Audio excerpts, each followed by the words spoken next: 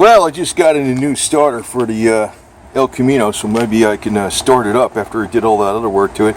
This is the old one. You can see this matches up nice. Same type of nose. That's the other one that said manual. You can hear that thing going in. This one's the other one that said manual transmission. And when I took the number right off of this body here and I looked it up, it came up with one that looked like this. So that's kind of a pain in the butt when you're trying to order something online. You know, you think there would be, normally I've been not having any problems, but it's the same width this way as this one. This one's a little wider. You can see how this is. See how this is wider right here. This is about like that. But then it's wider right there, so I don't know why the hell they made it like that. I think it's just a higher torque starter, because I got a better quality one. And anyway, there's my little kittens. 3 kittens and Mama. Ray Mama? Doing good. So if we put this in, well, it's the next thing you'll see is the engine started up and all that. They hang out up here.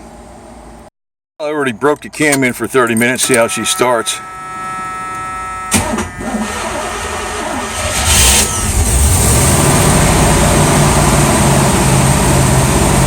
A lot quieter, definitely. I don't hear no valve ticking or nothing, Oh, here you go.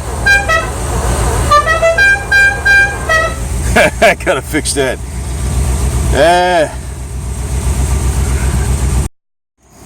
Yeah, it does run pretty quiet. I mean, I don't hear no lifter noises or nothing now like it used to have.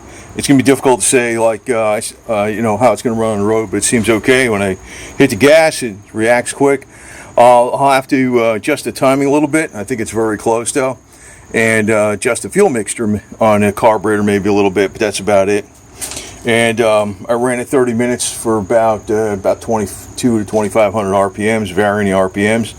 Cam should be broken in and put comp cams 1030 oil in it, so it's got the new Edelbrock Performer Manifold, the Holley, the K&N filter, the new fuel pump, the timing gear set and timing gear set and timing chain. So, and it's got some iridium plugs, Autolite iridium plugs, so it should run a little better with that. So,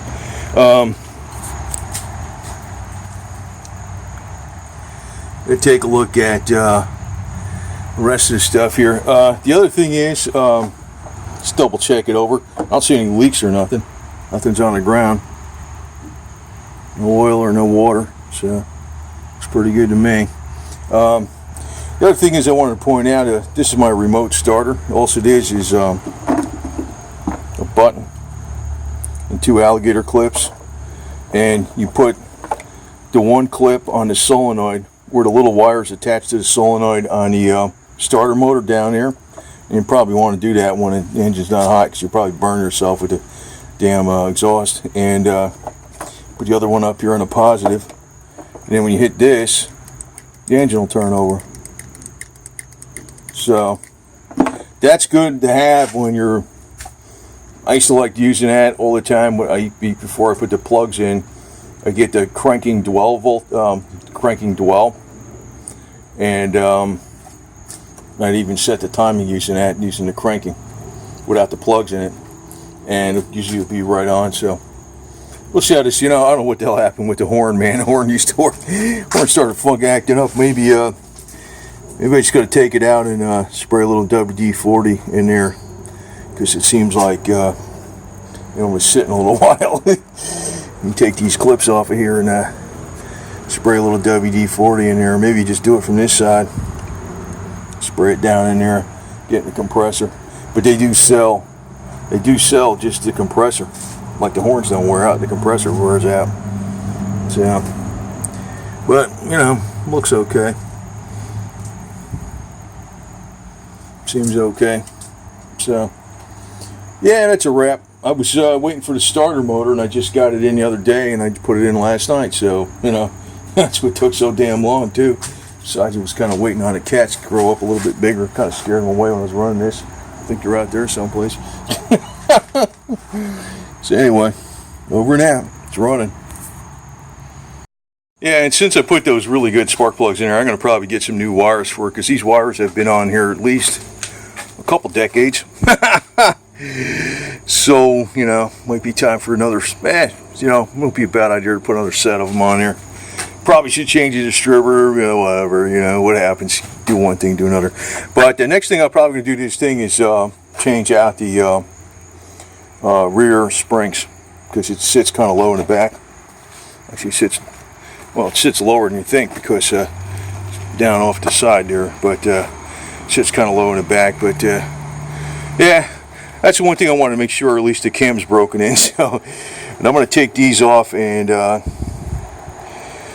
want to spray a little WD-40 down there, that stuff right there, and see if that frees up that compressor. Probably something in there that, you know, from all the rain. That's what happens, man. But yeah, she's running. Seems to run good too.